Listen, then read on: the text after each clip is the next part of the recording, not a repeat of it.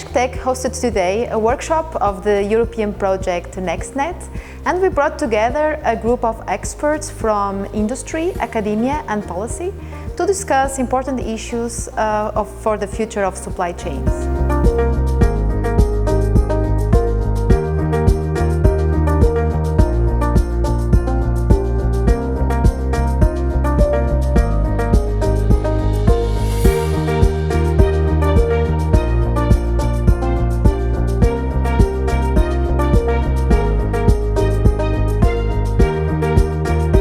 NextNet is an European project that was financed by the European Commission in order to define a strategic research agenda for the future of supply chain.